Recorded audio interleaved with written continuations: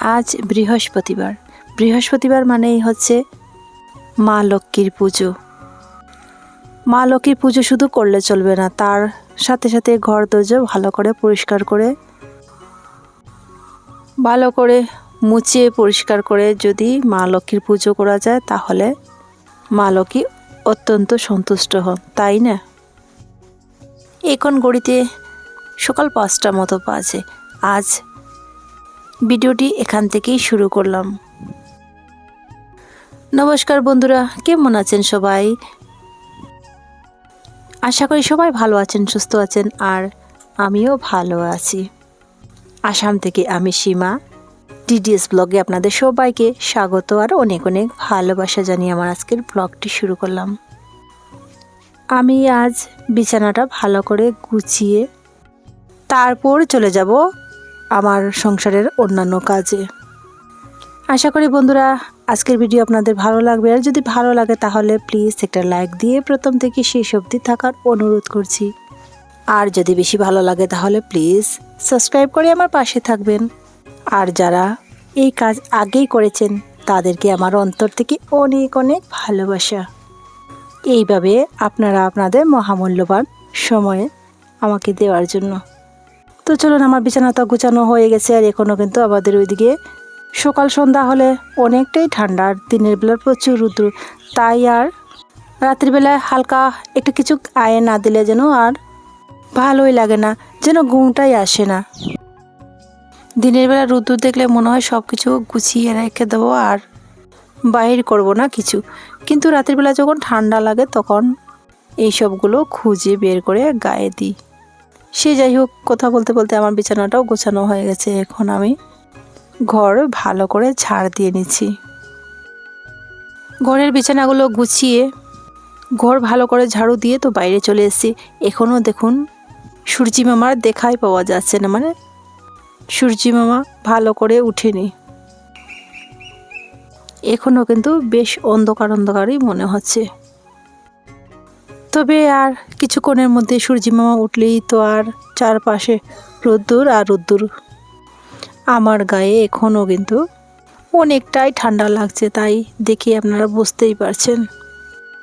যেহেতু বন্ধুরা আমার গ্রামে বাসা, সে কারণে অনেক ধরনের পশু পাখির আওয়াজ আপনারা শুনতে পাবেন। প্লিজ আপনারা একটু মানিয়ে গুছিয়ে নেবেন। কি করব, আমারও ভয়েস ওভার দিতে অনেক সমস্যা হয়। ঘর ঝাড়ু দেওয়ার সাথে সাথে আমি ঘরটা ভালো করে মুছে নিচ্ছি। তার আগে দেখলাম যে ওই আমাদের পাল্লার উপর অনেকটা ধুলোবালি আছে, তো সেটাও একটু ভালো করে মুছে নিলাম। কেননা এটা দিয়ে তো সবসময় ওরা কাজ করে, এটা সেটা মাপা হয়, সে কারণে এটার উপর অনেকটা ধুলোবালি পড়ে রয়েছে। আর আমাদের তো যেহেতু বিজনেস, সে কারণে এটা সবসময় ইউজ করা হয়। ঘর যেভাবেই থাকুক না কেন, সেটা যদি একটু ভালো করে গুছিয়ে পরিষ্কার করে মুছিয়ে রাখা যায় তাহলে দেখতে যেমন ভালো লাগে, তাহা সাথে সাথে মনেরও অনেকটা কাজের উৎসাহ আরও দ্বিগুণ বেড়ে যায়। আর এইভাবে সকাল সকাল যদি কাজ কমপ্লিট করে চান টান করে ঠাকুর পুজো দিয়ে ঘরে আসলে সত্যি অনেকটা ভালো লাগে। তো বন্ধুরা, যেহেতু আমার লাইফস্টাইল ব্লগ, সে কারণে আমি যখন যেটা যেভাবে করি সেটাই ভালোবেসে আপনাদের সাথে শেয়ার করি। তো ভেবেছিলাম যে ঘরের তো সব কাজ কমপ্লিট হয়ে গেছে, স্নান করতে চলে যাব। তখন কিন্তু আমার বড় মশাই ডেকে বলছে যে একটু লাল চা বানিয়ে দেওয়ার জন্য, গলাটা যেন খুসখুস করছে। আমি বড়বাবুর কথা শোনা মাত্রই হাত ধুয়ে রান্নাঘরে এসেই আমি চা বসিয়ে দিলাম।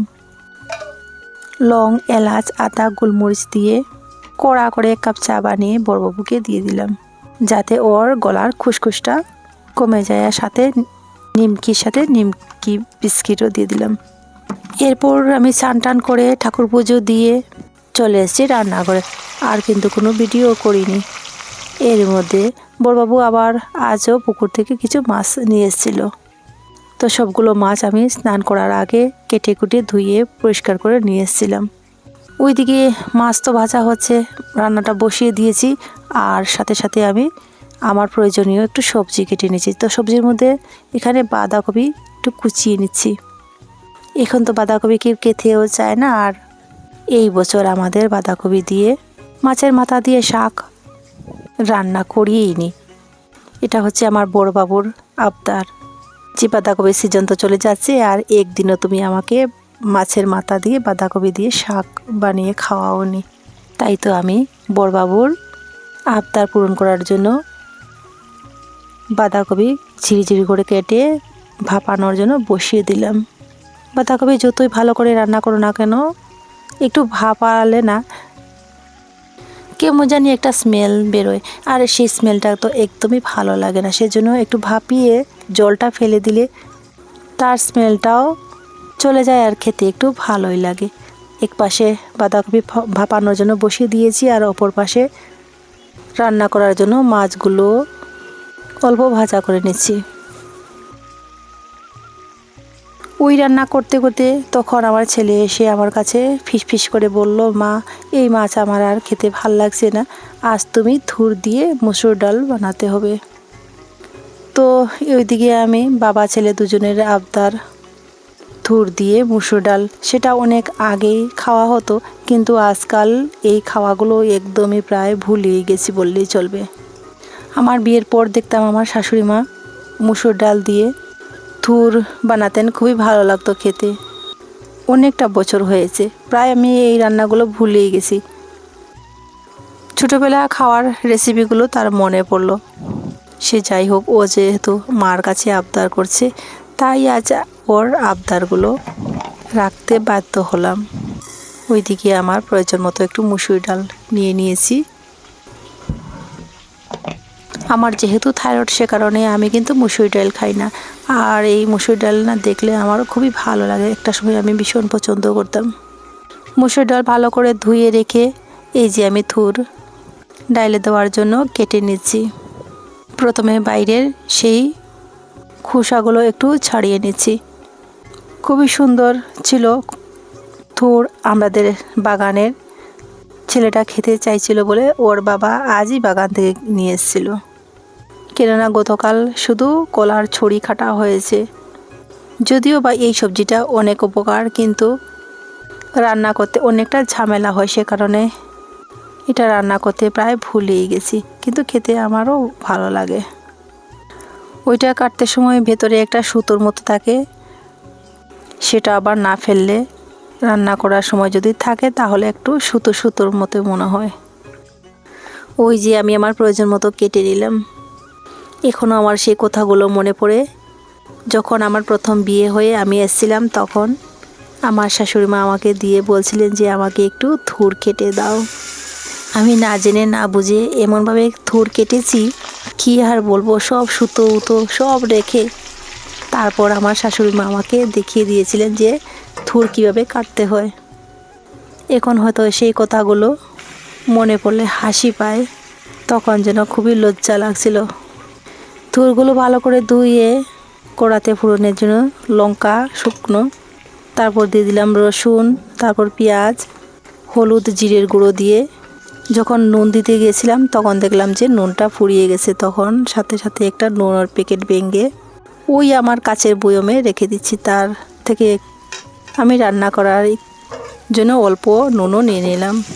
নুন দিয়ে ভালো করে ভেজে নেওয়ার পর সিদ্ধ হওয়া ডালের মধ্যে দিয়ে 5 মিনিট ফুটিয়ে নিলে আমার রেডি থুর ডাল।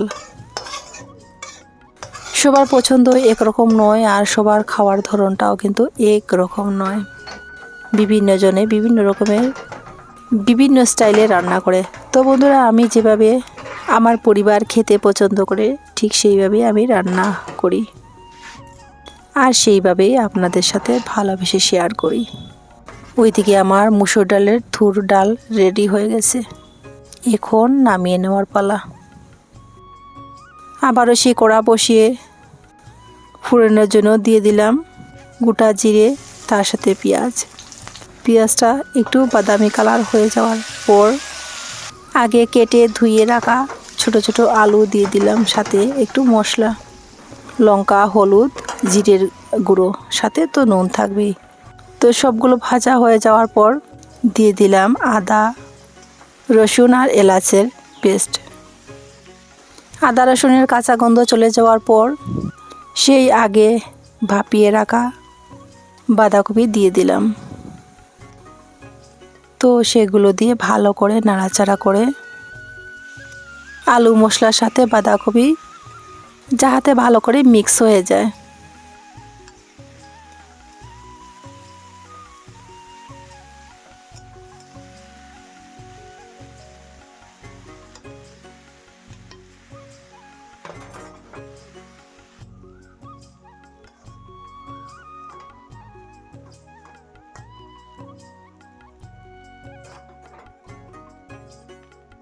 ওইদিকে যেহেতু আমার তেজপাতার কাজ শেষ, তো এখন তেজপাতাগুলো বেছে বেছে ফেলে দিচ্ছি।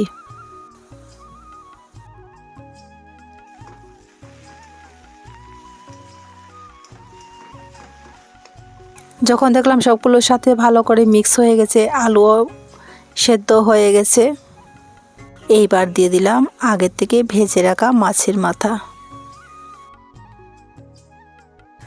ধৈর্য ধরে যারা এতক্ষণ ধরে আমার সাথে আছেন তাদেরকে আমার অন্তর থেকে অসংখ্য ধন্যবাদ আর অনেক অনেক ভালোবাসা।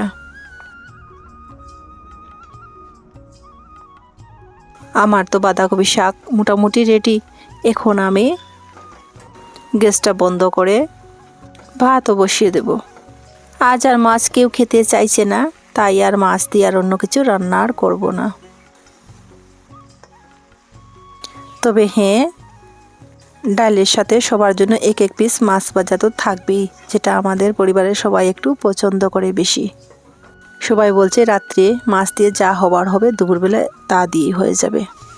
ওই যে আমার মাছের মাথা দিয়ে বাঁধাকপি শাক, থুর দিয়ে মুসুর ডাল, ওইটা হচ্ছে একদম বিকেলের, মানে এই মাত্র বানানো শেষ করে আমার ছেলে দেবজিৎকে খেতে দিয়ে এই মাত্র আমি বসেছি ভিডিওটি ভয়েস ওভার দেওয়ার জন্য।